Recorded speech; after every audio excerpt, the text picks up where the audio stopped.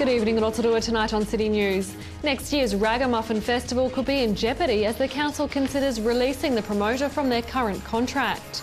Mutu residents will lead a clean-up of the Utahina stream tomorrow, and Sport Bay of Plenty is gearing up for the winter Central Bay of Plenty Interschool Sports event. The Council's Operations and Monitoring Committee has agreed to consider releasing Australian-based concert promoter McManus Entertainment from the final year of a current 5-year contract to stage the Ragamuffin Music Festival. The festival has attracted 145,000 fans in total over the years, with the first Ragamuffin in 2008 setting a record 32,000 attendance. The promoter's request for release from staging Ragamuffin next year follows a downward trend in attendance numbers. Peter McLeod, General Manager of Events and Venues, says Ragamuffin has helped put Rotorua on the map as a respected and viable entertainment destination. Mr McLeod says over the years it's also provided direct income to the council in the region of $300,000, reducing ratepayer funding needed for the operation of events and venues.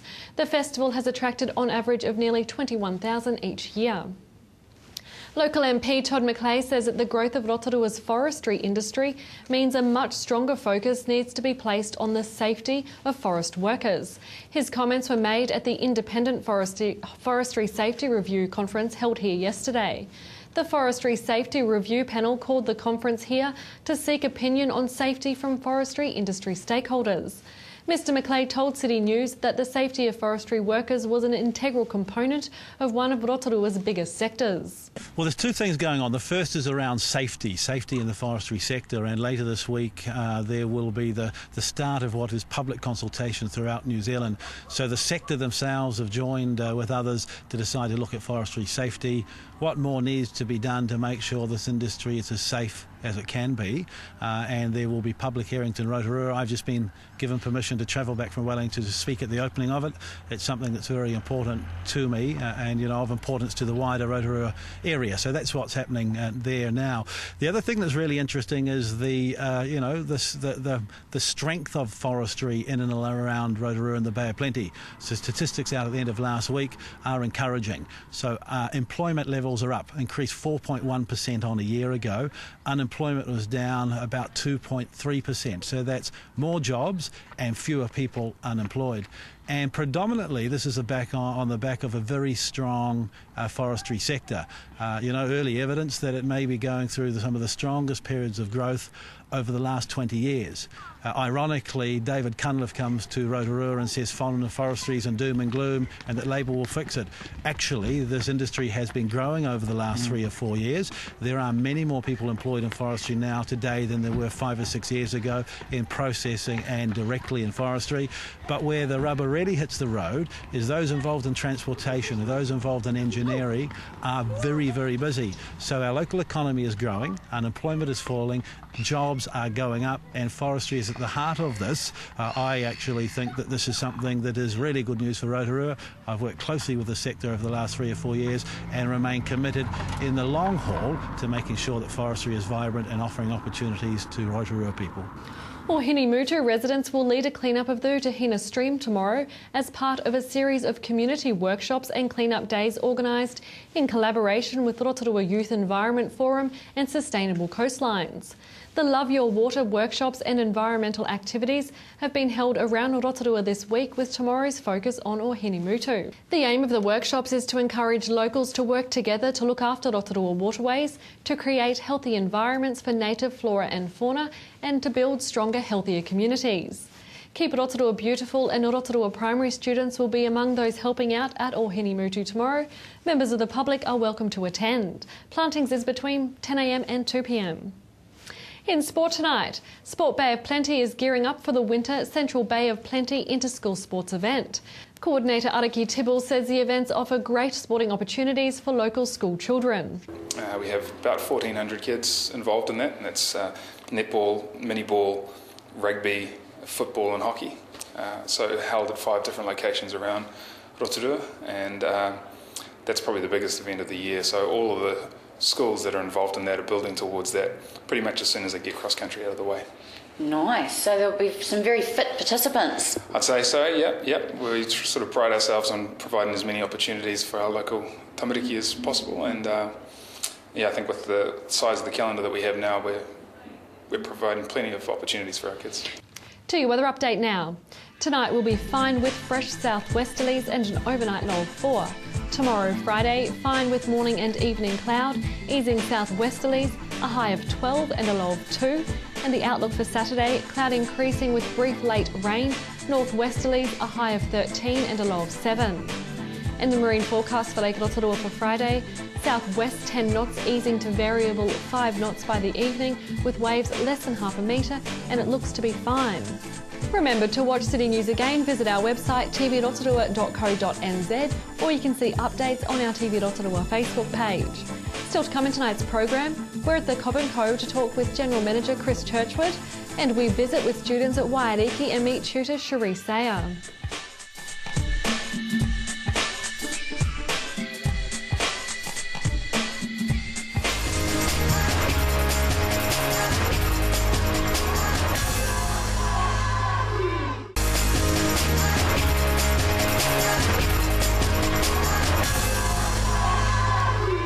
Well, we all know how important customer service is when we go out for dinner.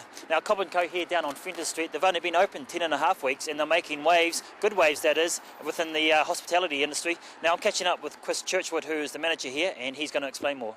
Hi Chris, good to have you on City News again. Awesome. Now, Cobb & Co has been open for 2.5 months now, but you've got some amazing news for being open for such a short period of time. Yeah, so really exciting. I mean, we've been nominated for Most Outstanding Restaurant in Rotorua as a finalist, and also as a finalist for the Best Bartender and People's Choice. Wow. So that's 3 awards? 2 awards. 2 awards? Yeah, 2 awards, yeah. So that's pretty amazing, eh? 2.5 months of business. Oh, 2.5 months of business, and it's been a wild ride. It's been really exciting. It's the store's exceeded our expectations as far as we're doing. We're basically getting on average around about 1,900 people coming through the place per week. So if you look at that, that's phenomenal. It's about how we, what do we do from here? How much further can we grow? It's great, and it's been a great environment for visitors alike. The amount of people that come in here. We had the Australian female rugby team in here, had the New Zealand female rugby team in here, with our affiliation with RNZFU. So there's a whole lot of things that this place is bringing to Rotorua, I guess, that other establishments aren't. Now you must be doing something right for 1,900 people to come through your restaurant a week. Yeah. And for them to nominate you for these 2 awards. So what's your secret?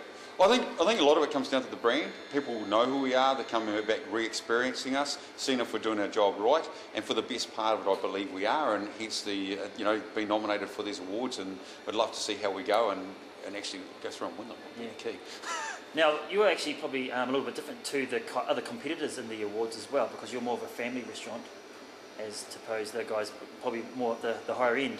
Yeah, they are. That's a testament to your service and what you've been doing. Yeah, it is. It's a bit of an interesting category to be in, the most outstanding restaurant in Rotorua, when you look at the fact that our other competitors are at the higher end of the market. And when I say at the higher end of the market, we look after the everyday Kiwi, the everyday family person and stuff like that. So when you look from that perspective, it's exciting for us. It's interesting to be in that category, and it's good to be looked in such a vein with those other restaurants.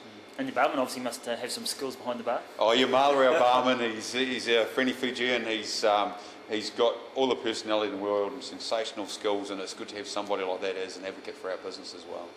Now obviously, like I mentioned, you've been open 2.5 months. Has there been any TV problems, any challenges you've had to overcome? I think the biggest challenges we're having is fitting the amount of people we need to fit into our, particularly the dining times, particularly between 5 and sort of 8. We struggle with that because we're generally fully booked.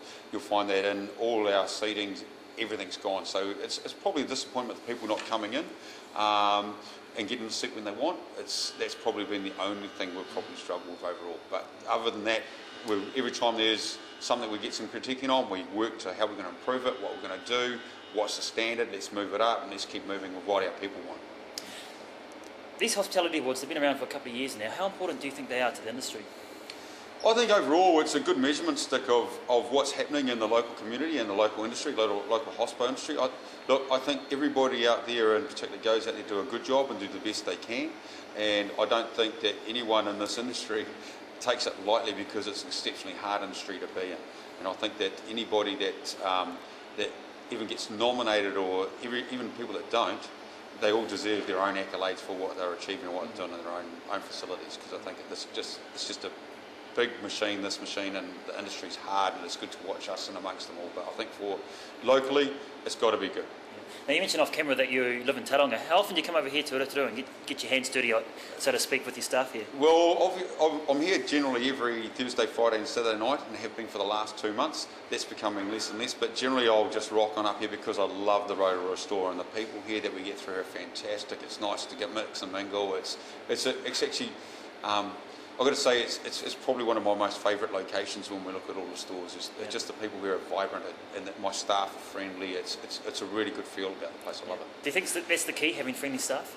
Yeah, I think personalities is a big thing. We have great personalities on the staff, deal with every situation from a bad experience right through the good experience, but through being able to do that, they create exceptional experiences all the way through. I was pretty glad too that your big Cobb & Co sign is finally up there on Fenton Street. Yeah, it is actually. It's quite strange that, we talk about being trading for 2.5 months, but then you look at it, we didn't have our signs up for a full month while we opened, so it was all word of mouth. So to have those volumes and those people coming through with no real advertising, we've done no advertising still, we're still not in that thing. We're doing something at the home show is probably the first bit of advertising we've really done for the place. Yeah, well, it's location, isn't it, like you mentioned. Now, obviously you guys are still new to business. Have you got any exciting news coming up in the future? Yeah, we've got exceptional big growth plans that, like I indicated last time I think we spoke, is that I'm quite happy about where we're going. We've got another 20 stores by 2020. We're in alliance with a couple of other companies that will get our dream within the next 3 years as opposed to the next 5 or 6 years. So, as a growth plan, it's exceptional. There's a whole lot of other brands that will come underneath the Cobb & Co umbrella as well, which are looking good. So, lots of growth and lots of jobs locally as well as throughout New Zealand. Appreciate your time again, and good luck for the awards. Nice to see you. Excellent. Good seeing you again too. Cheers for your time.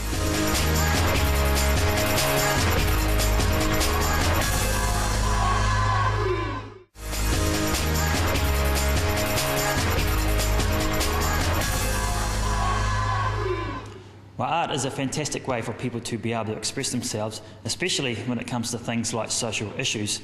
And that's exactly what they've done down here at Waitaki with their art students doing paintings in a contemporary and a realism style. Now we're going to catch up with art tutor Sri Saya, and she's going to explain more. Hi Sri, good to have you on City News again. Now we're just looking around the room here. Some of these paintings are absolutely just mind-blowing, but why choose social issues as the subject matter? I think it gives the students an opportunity to talk about the things that they think are important in terms of their communities, and it gives them the opportunity to have a voice. There are the upcoming elections, and I asked, are you guys voting? And a lot of them said, what elections? And so I thought about giving the students an opportunity to think about what was important to them and create some art around those issues. Now, a lot of these paintings, you can see they're very emotive, so I'm guessing that a lot of them were done out of personal experience to the various students? Absolutely. I think you can't separate yourself from the artwork whenever you try to make artwork. So yeah, a lot of students were incredibly emotional when they talk about their work and during the process of creating them. Well, are we talking about a mixture of boys and girls here and ages as well? Yeah, 50-50 mix of male and female, and we have a huge age range in the class. So it makes for a really interesting mix in the class because you can see the different issues across different genders and also different age groups. Now, when you guys were going through the process of painting and talking about these various issues, how in-depth, how emotional did these guys get? I think as emotional as you can get. We have a critique when the paintings are finished, and the students have to get up and talk about their artwork, and there were a few tears in the class for sure, but also a lot of laughter and joy, and it brings the students together in a sense of community with each other. And I think that's the thing I love most about an art classroom, is it becomes a really supportive environment. Yeah. Was there anything in particular that really stands out, any particular picture? I have a few favourites, but I think my hats actually just goes off to all of the students for being so honest and so open about some things that are really deep and personal. It takes a lot to, put that on display and show what's really going on inside. And so I think that's why I really wanted to have the show. Let's have a chat about this painting behind us, because obviously you can see it's someone smoking synthetic cannabis, which has been a massive issue in our country and here in Rotorua. Let's talk about that a little bit and about the young person who drew that picture. He's an incredibly shy gentleman. I think the thing that surprised me was when he did the painting was he brought in a lot of empty packets to get the imagery from, and you have to be concerned as a tutor that that's going on. The painting's called Pathetic, and so it's obviously something that's affected him in some way, and I think it's only positive that we no longer have this in our communities now. Now, just having a look around the room again, Sheree, are these available for the public to come and see? Are they on display? Yeah, they've been on display for the last week. We had an opening last week, and they'll be up for the rest of the week. So if the public come down to Wairiki, do they just need to go ask for the art gallery? Yeah, just come down to the J Block building and ask for the small gallery. We have 2 galleries on campus, so we're in the art building here. Are you pretty happy as the tutor here for the results and the work that's come out with your students? Yeah, I've been extremely happy. We've had quite a large class, and the students have really risen to the occasion, I think, and the work has been phenomenal, and I can only see the program continuing to grow as we get more and more students and see what we do up here at Wairiki. Do you think art in itself is having a bit of resurgence here in New Zealand? I do. I haven't been in New Zealand for a few years, but since coming back, I certainly see it being accepted as a possible career path again. Hopefully they can make some money. It's always Well, good. it's not easy, but it can be done. Cool. All right, Sheree, appreciate your time. Thank you.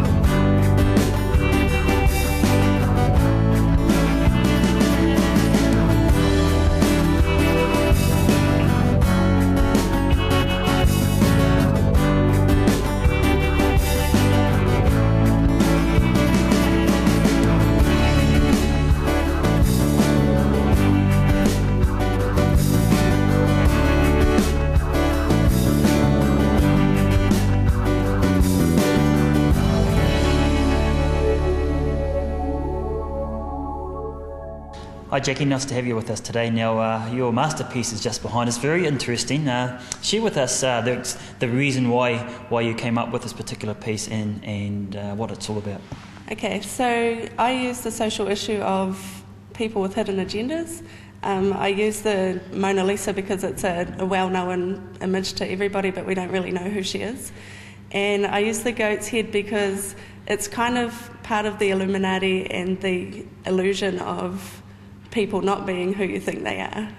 Well, it sounds a little bit scary, doesn't it? Yeah, it's kind of confusing if you don't know much about it. Yeah. Why the goat's head on the actual body? I use the goat's head because, like I was saying in the Illuminati, the Baphomet head is a symbol for them. Yeah, and it's kind of like what they worship, and it's yeah. Yeah, it definitely is a little bit scary. Yeah. How long did it take you to paint? It took me a few weeks. Yeah, many hours. Yeah. Cool. Now, obviously, it's all finished and it's up here on display. What's your ambition? What's your goals be an artist? I want to become more well known as an artist, so I'm going to try and get some art into exhibitions and galleries. With my study, I want to go on to level 7, and after that I want to do a teaching degree so I can teach art. Wow, cool. So how long is that going to take you? Like a good 4 years plus. Yeah, Wow. It's a long time. It is But a it's long going time. fast because I'm enjoying it. Yeah. Now we're almost up to the holidays. You're going to have a good break? I work on the holidays, so I'm going to get as much painting in as I can. So how do you construct a painting like this? Okay, so what I did is I came up with the idea of having the goat on the Mona Lisa's head, and on her body, sorry. And so I sketched out a picture and I wash over it with really thin paint, and that's like a fat over lean method. And then I just gradually build up the colours with thicker and thicker paint. And lastly, I added texture to the head and the horns to make it really thick and Make it stand real out. looking. Yeah. Yeah. Now they can't tell at home. Our viewers can't actually tell, but it's actually if you're up close, you can see and feel the different layers, can't you? Yeah, you can. I've used a palette knife and a fork to scratch through the paint to make it look hairy. That sounds pretty cool. Yeah, it's not really. It was from my lunchbox.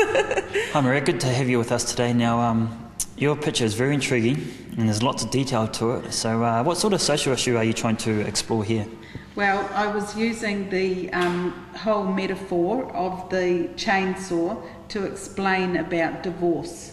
So my social issue is the divorce, and I used the chainsaw as the male dominance in the relationship, the use of alcohol in the home, and this area here is the domesticity. So these little Legos around the bottom are the children, the fallout from actually slamming that chainsaw onto the plate. As you can see, the plate's broken, it's smashed, so it's been slammed down. And this represents me sitting in the background basically watching the carnage. Why the chainsaw? Because it's a Kiwi bloke kind of thing. It just goes straight to the heart of the New Zealand male. And so does the beer. You know, I mean, this is what a lot of people have in their homes. They drink, and it's just this is all part of our life. Just carnage. Yeah, absolutely. Yeah. Now, obviously, this is an issue close to your heart. Was it difficult painting something like this? It was. It was difficult in that it represents the heartache from walking away. From 20 years of marriage to basically this. To brokenness. And so, yeah, it was hard to paint it, but once I got started, it was healing. It was letting a lot go. Cool, good stuff. Yeah. Some great art being created by the students at Waiariki. Don't forget, if you have any news that you'd like to share with us, give the station a call on 07 3488 984, or you can email news@tv.rotorua.co.nz, and to watch the show again, visit our website. Thanks for joining us tonight. From all the team at City News, for Maria.